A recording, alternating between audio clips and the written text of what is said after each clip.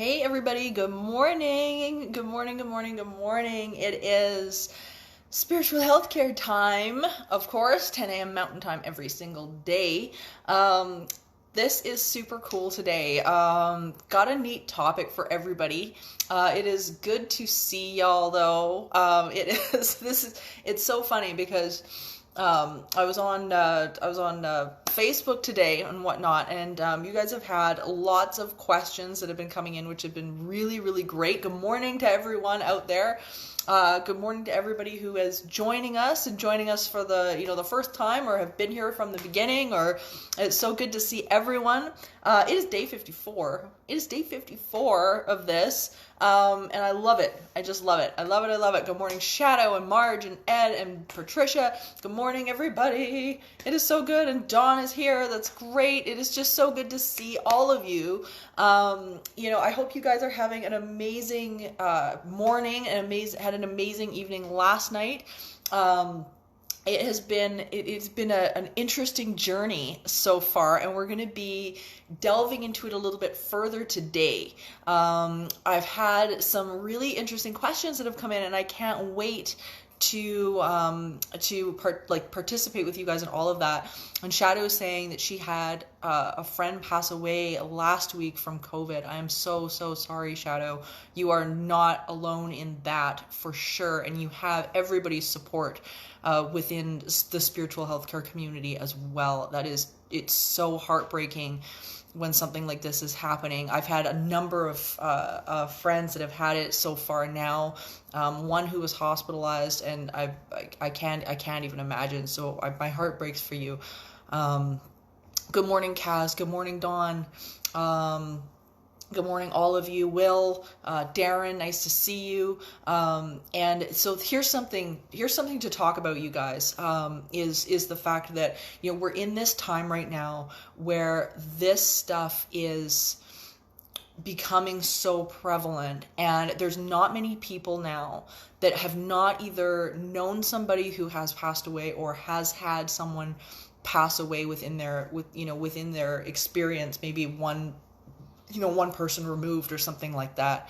And this is a time that I think community and groups like this are just so important, to be able to start to heal that and know that even though we are sitting alone in our homes, and maybe not able to go to work, not able to see people, that this type of interaction and community is absolutely so important. We have to be able to reach out with you guys. We have to be able to, connect with each other, and so on and so forth. So please, make sure you guys are reaching out for one another, and tell their story. I think one of the important things about situations like this, and Shadow, there's nothing that I'm going to be able to say that is going to be able to heal that right now. And Shadow says she's getting her head on straight and using the exercises and guidance from spiritual healthcare. Thank you. And I just pray that they are helping you move through this and move forward. And maybe what we will do tomorrow, for tomorrow's class, is let's talk about that specifically in terms of when we come across a situation like this, how do we move through that grief process? I think that is just so important, and to be able to move forward in the most positive way that we can. We're in such a difficult situation right now where, all the things that we would normally do to deal with somebody being sick or lost or anything like that, normally the things that we would do would be to, go out and see friends and be together and all of those things. And we don't have that ability right now in the same way that we had before. So let's grab onto that subject tomorrow and work through that, so that you guys, if it, whether you've experienced it now or whether it happens to you later, there's some tools that you guys can gravitate to work through this stuff, because it is such a powerful time right now, in terms of dealing with things like grief, and working towards how we are going to come together as a community within, whether it be a family or all of those things, and how we deal with this. So let's talk about that tomorrow. Today, what I was planning on tackling, and I think is relevant to this as well, is the idea of evidence. And I don't mean just the idea of evidence in terms of the paranormal, although it is a massive factor in things like life after death and survival after death, and all of the hauntings, all sorts of things like that. But the role of evidence plays a huge role within our day-to-day experience anyway, and how we deal with people who are coming from different perspectives and want to turn around and, present their side of the case or present their side of the story, and how we deal with that, and how we fall into the trap of convincing other people. We do. We're so bad for this. Investigators are terrible for this.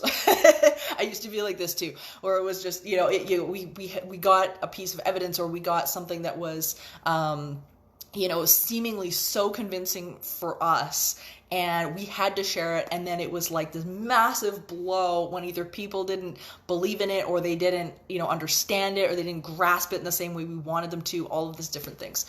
And a lot of that has to do with our image, and a lot of it has to do with ego. So I want to start talking about a little bit of that today, as to how do we do this? How do we present things like evidence? How do we deal with evidence that is contradictory to what we know? And I wanted to start off with a quote. And this quote is actually from Byron Katie, who said, "If you argue against reality, you will suffer." And what they meant by that was,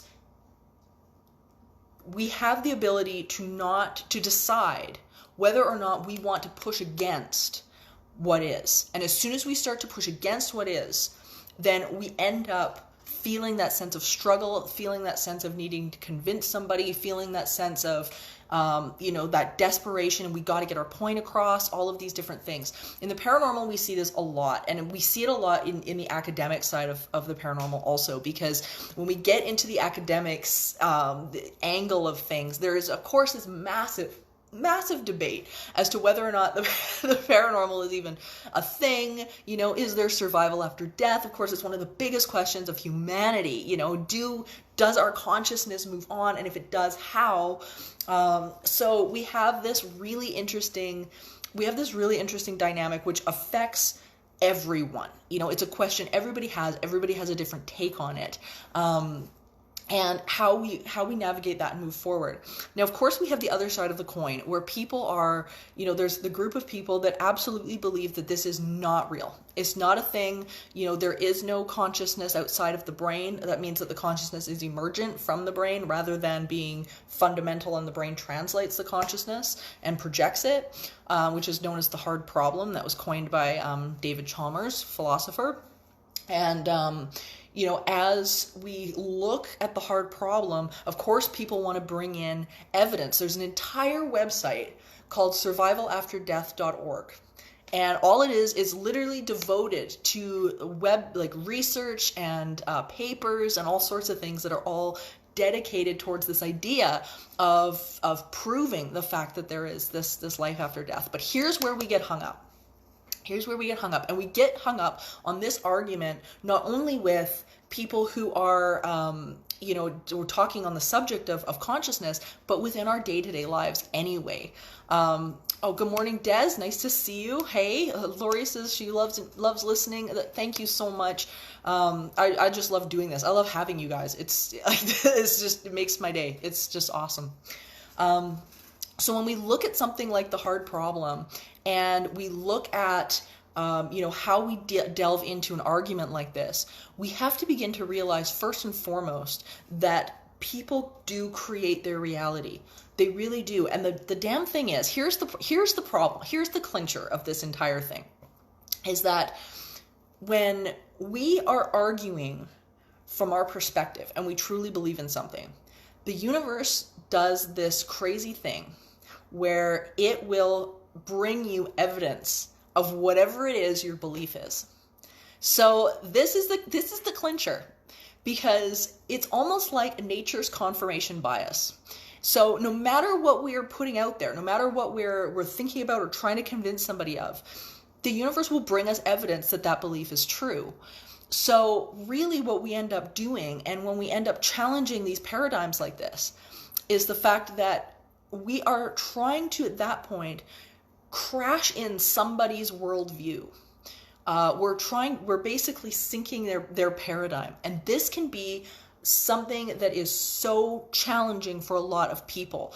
We see this in politics a lot, because oftentimes we'll get, one side that is seemingly very lack-based,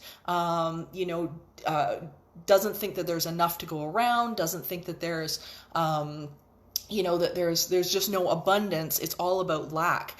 And when we get a mindset like this, and then it turns into trying to hoard different things and grabbing things and keeping things from other people because they believe that it's going to impact them if they don't hoard these things. And we see this mentality all over the place, but we definitely see it in the arena of things like politics and stuff like that. And we see it in the world of academics as well. And even paranormal investigative teams, for that matter. If I don't get in there and get that first piece of evidence, then it's not going to be available to me anymore. So when we start to deal with these paradigm shifts, because if you have somebody who is seeing the world through a lack-based filter, make no mistake, that's a paradigm. They're seeing their world through that angle. So introducing to them an idea that is full of abundance or full of something that reflects something different than how they've ironed out their worldview, that's going to be a problem. You're going to get a fight. You're going to get a fight. Interestingly enough, the magician, James Randi, he has, over the years, of course, been he's attacked parapsychology, he's attacked the paranormal for ages, and put up his predict this thing and win $1 million test, which is silly because at the end of the day his criteria don't make any sense if he understood what we're presenting in terms of psi research. But what's interesting is the fact that when people like that, when their worldview is challenged, their minds really do get shut down to any progress moving forward. They're not going to hear it.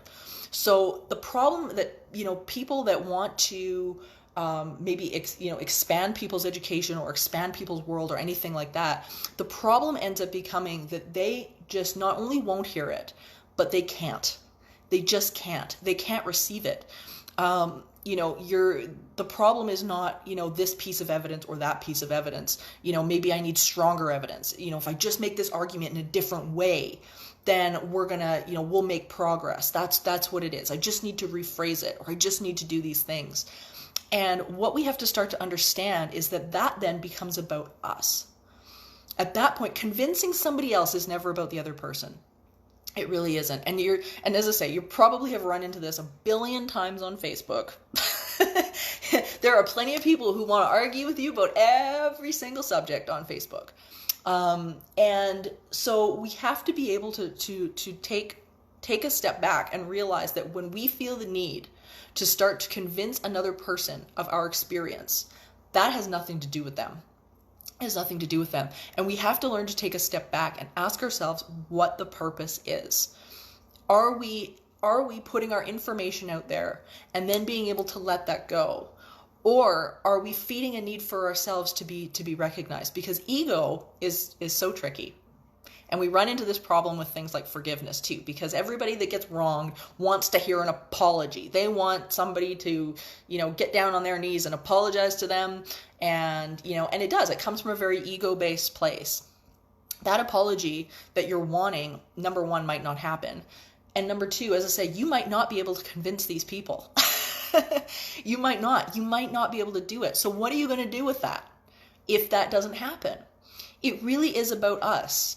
So to be able to take a step back and understand that need to convince, number one, words don't teach. Words just don't. They just don't teach. It's life experience that teaches. And to be able to turn around and, let go of the argument, let go of the need to convince the people around us, whatever that is, Good Lord, in the paranormal community, let me tell you, the opinions. Oh, the opinions. And very few opinions I have found, especially on Facebook and the internet, are based on scientific reality. They really, really aren't. They really, really aren't. So we have to be able to do that and then take a step back and take responsibility. Now let's talk about that. Responsibility is to be able to respond, right? Responsibility is responding and then choosing how to participate in that. Choose how you want to participate. There's nothing wrong with having a really good debate about something. That's how we learn. That's how things progress. That's how we move forward, especially in the world of parapsychology. That's how we shift the paradigms of our universe and how we are learning about this world. If we are not open to having that discussion and looking at the new evidence coming in, then and changing our story about it, then we end up in real trouble. I've often had debates with people who have been right on the other side of the coin with this, that, don't believe in paranormal anything. And what I found that has been very interesting is that many of them, when you offer up papers, when you offer up, solid information from legitimate sites like the Science Encyclopedia, which we've talked about before, institutions that have been doing this research for a very long time, like Princeton and Harvard, and, all of these amazing universities, Northampton, Edinburgh, Oxford, all these places that have delved in. Yale's got a huge program going right now. And, you offer them this information, and interestingly enough, the majority of them have not read it. They've not read it. And I don't believe that's because they don't have the access to it or they don't have the information for it. Oftentimes, where that is coming from, where that will be, or that energy where it's coming from, is the fact that they are just not interested in changing their paradigm.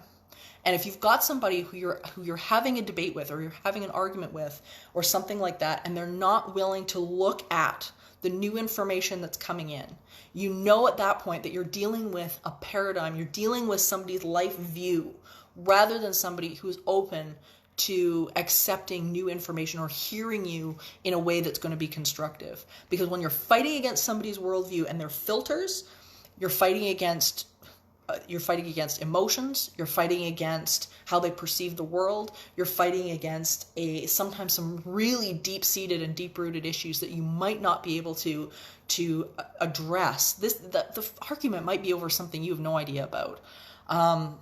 So we have to really be prepared for that, and be prepared to not sell ourselves out for an image or the unwillingness to change. We really have to be careful of that, because sometimes this stuff can end up getting real nasty. And Darren's saying, he agrees that it shouldn't develop into a fight. That's exactly right. All of this, everything that we have that's going on right now, especially, we've got as a debate over COVID, debate over reopening, what the heck to do about it. Of course, now we're intermingling people who are grieving, who are dealing with some huge issues, or maybe have family that's in the hospital or looking after a loved one at home.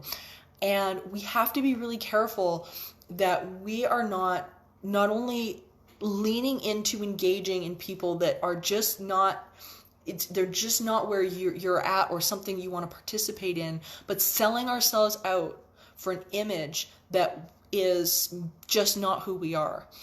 Caving to something that we don't agree with, that we can't be a part of or don't want to be a part of, to either keep the peace or as I say, just that unwillingness to move our position.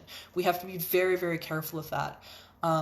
It's funny, after being in TV and media for so many years, 20 years, I've always been very careful about dealing with even like producers and things like that. And I'm so blessed because I have such amazing producers and directors and things like that right now on my shows, Paranormal 911 and Haunted Hospitals. But there's been, I've talked to so many producers and directors and things like that over the years, and it's not hard to be able to see where the slip begins to happen, especially when we're dealing with things like media. You know, people often ask, you know, like, well, are some of these ghost hunting shows and things like that real? And the slippery slope becomes people not wanting to, you know, have that argument, to stand in their truth and be able to let it go. Because sometimes we hear a position that somebody wants us to be taking on one of these programs or things like that, and if it's not who they are, it doesn't necessarily mean that they're not going to get on camera and start talking about it. You know, there's high pressure, high stakes.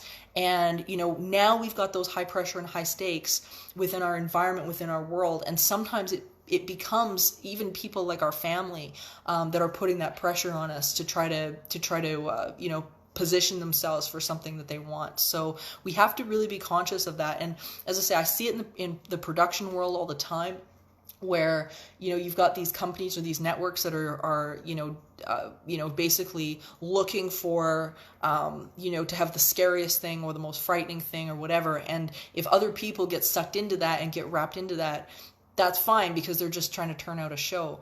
So we have to be really, really careful about where we're getting our information from, how we're seeing it, how we're engaging with the people that want to, you know, that either want to shift our opinion or are presenting this new information. We have to make sure we're open. We have to make sure when we're engaging back with you know, different info, that we're doing it from a really connected place, and knowing how to recognize whether or not we're dealing maybe with somebody's, you know, belief or paradigm versus maybe bad information.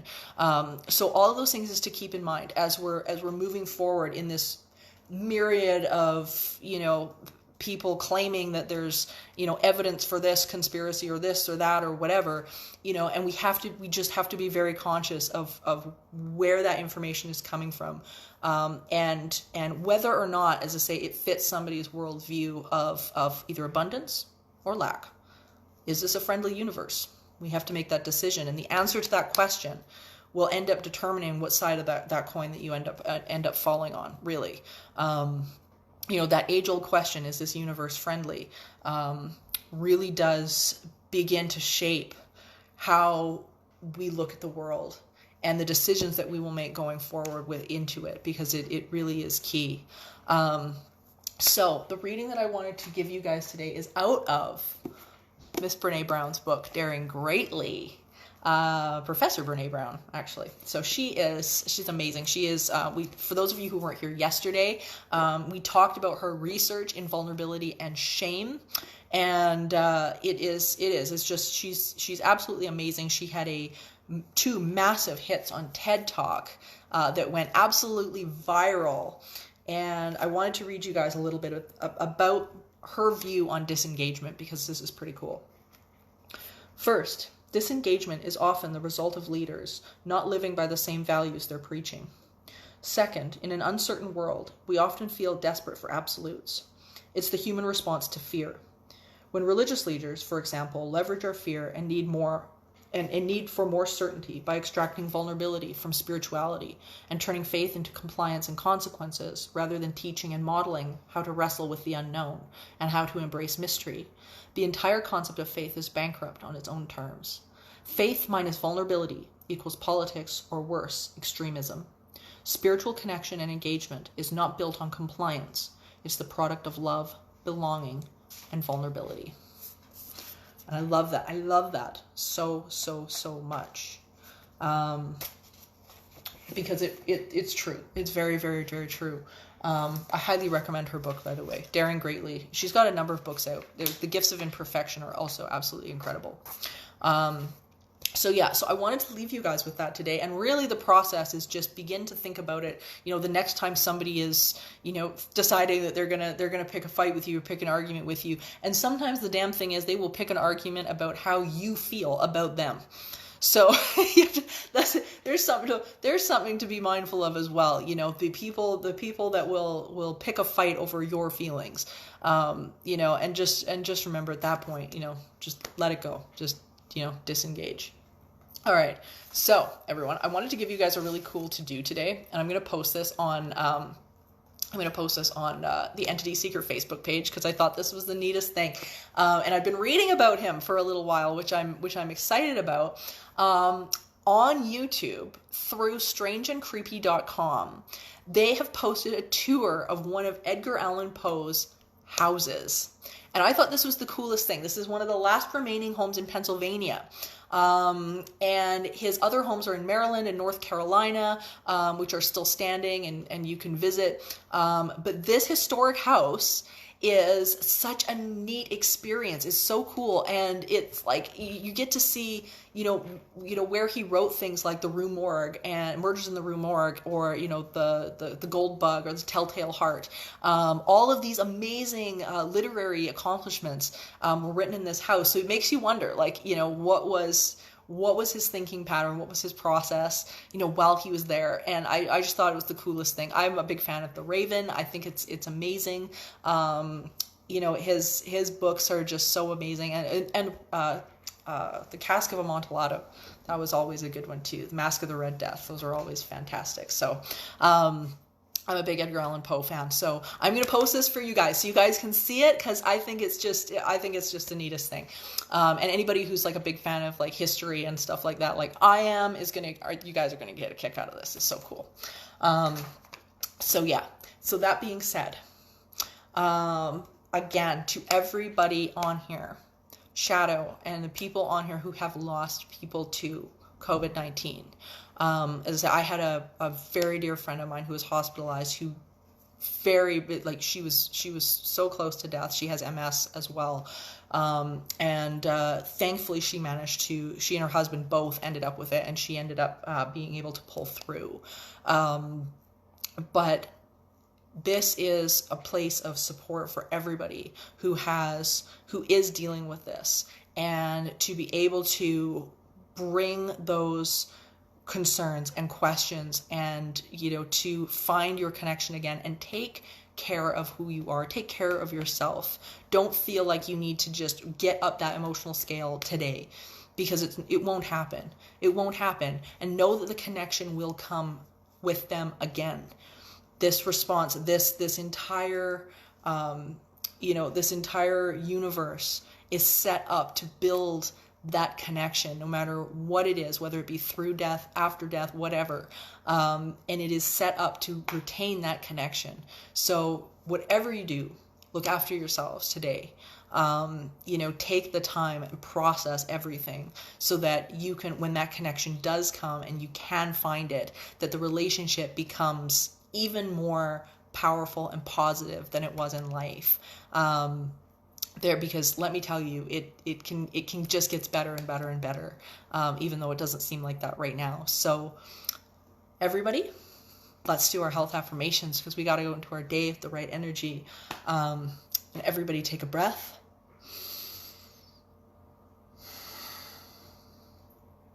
It is natural for my body to be well.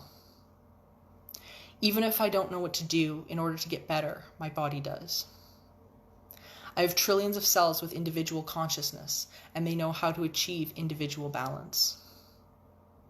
When this condition began, I didn't know what I know now. I don't need to understand the cause of this illness.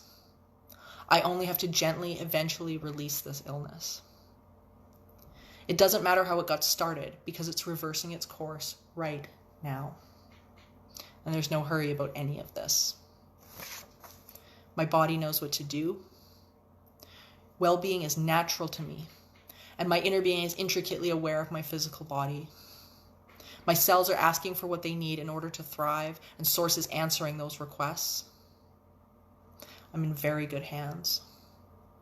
My only work is to relax and breathe, and I can do that easily. Everybody take a breath.